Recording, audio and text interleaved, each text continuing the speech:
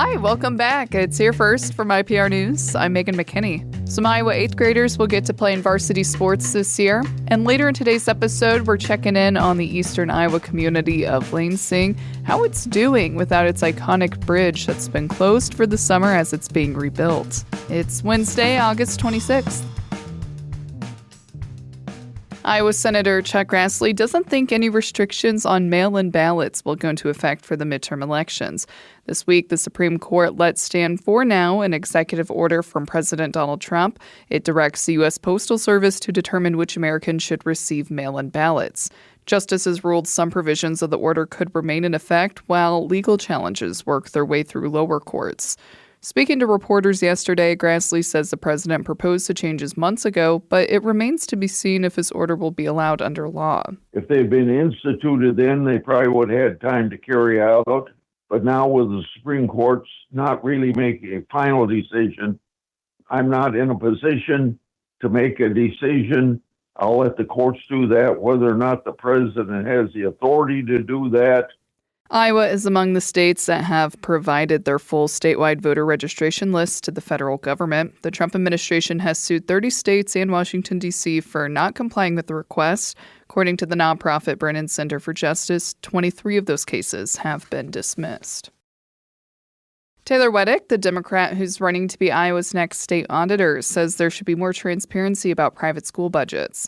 Current state auditor Rob Sand, the Democrat who's running for governor, has had an ongoing dispute with Governor Reynolds and her staff over access to data about the state's education savings account program. Reynolds says Sand has been asking for information that's beyond the scope of his authority as state auditor. Weddick suggests that should set off alarms. If there's nothing to see here, let the state auditor do its job. It's kind of like the Wizard of Oz, folks. They're telling you, pay no attention to the man behind the curtain. Well, if they're telling you, pay no attention to the man behind the curtain, you should probably look behind the curtain, and that's what we're looking forward to doing when we get in there. Weddick made his comments during appearance on the Des Moines Register political soapbox at the state fair. The Republican running for a state auditor is Chris Knoyer, who's currently Iowa's lieutenant governor. She made appearances on the fairgrounds but did not give a speech during the fair.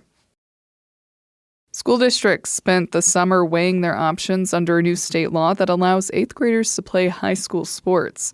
IPR's Mara Curran reports how the state's largest district is adapting now that students have returned. The state law passed in June allows each school district to decide if and how 8th grade students participate in varsity sports.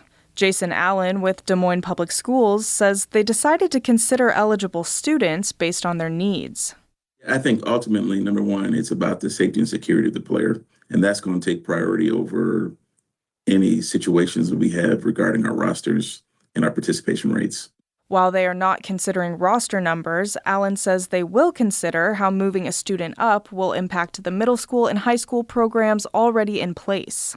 He says each decision will be made on a case-by-case basis.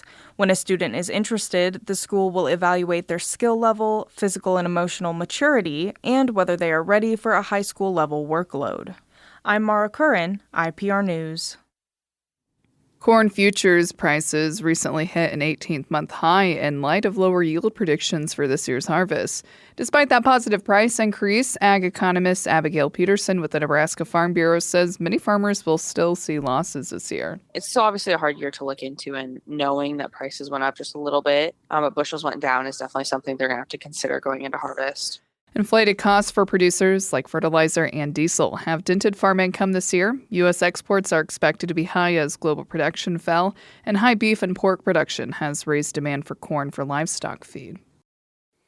It's Here First from IPR. I'm Megan McKinney. The tiny town of Lansing in eastern Iowa is going through the summer without its iconic Mississippi River Bridge. We're going to learn how the community is coping with business disruptions and detours as it waits for a new bridge to open. Stay with us after the break.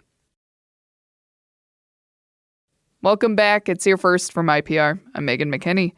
Since opening in 1931, the Black Hawk Bridge has been synonymous with the Mississippi River town of Lansing. The steel truss structure served the tiny bluff communities of northeast Iowa and western Wisconsin, but this summer the crossing is closed as the bridge is being rebuilt. IPR's Gavin McGough went there to see how the community is coping and to find out why many locals say it's worth a detour. How to describe a summer in Lansing without its bridge? Different. That's about the words you can use for it. Justin Shepard runs a Riverside bar and grill. The iconic profile of the Black Hawk Bridge appears up and down Main Street, Lansing. On City Hall, tourist shop t-shirts, storefront signage, and postcard racks. So I asked Shepard, are Main Street businesses doing well despite its closure? I don't know about well. I definitely wouldn't say well. That's definitely not the word I would use for it. But, we're trying to get through. That's about what you can do. Keep your head above water the best you can. Working together, the Iowa and Wisconsin Departments of Transportation hoped to complete the replacement before destroying its predecessor. But construction exposed weaknesses in the old bridge. It was closed to traffic, then demolished last December. The nearest river crossing involves a 50-mile detour. Construction crews are now racing to get the bridge done. Hey, are you Gavin? Yeah. Yeah, please. Clayton Burke is the project manager. Standing below the steel truss installed this summer, he says it's a unique effort. We don't really build these on the national highway system as often, but they were very common back in the 20s and 30s when the original bridge was built. A private company owned that bridge, charging a toll. It went bankrupt, and IDOT adopted the crossing in the 50s. The bridge rose above the river with a skeleton profile and a steep pitch. The open grate decking clattered with crossing cars, earning it a nickname, the Singing Bridge. But road engineering has changed in the last century. Burke says IDOT first proposed a standard arch bridge, which is more efficient and cost-effective. But you see them built everywhere because of that, and they're not historic landmarks. They're just another bridge. Working with the stakeholder groups, they didn't accept that. They didn't see that as an appropriate structure for this area.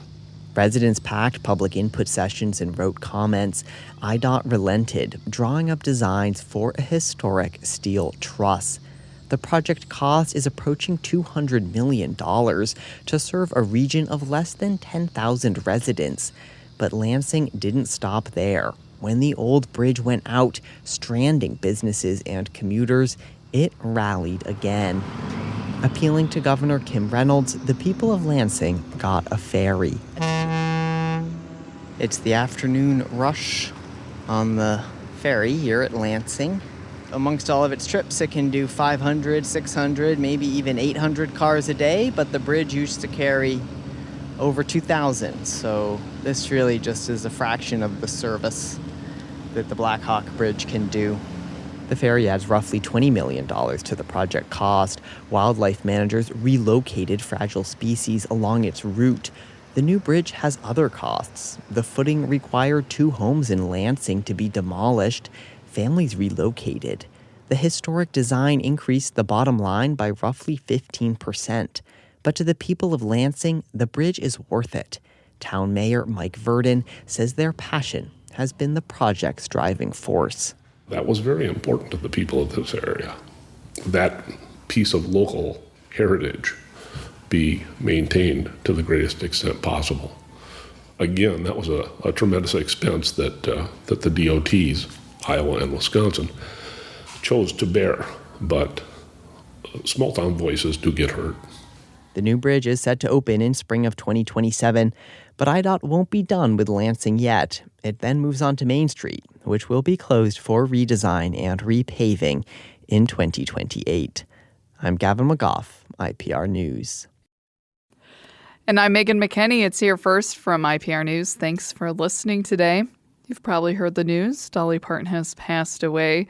She's touched so many lives, given us so much in her life and career. I know for me, I'm Gen Z and maybe millennials too. My first introduction to Dolly Parton was through Hannah Montana. So for tonight, I'm going to go rewatch all those episodes that she's in. I'm going to be out tomorrow and Friday, but I'll be back on Monday. Talk to you then.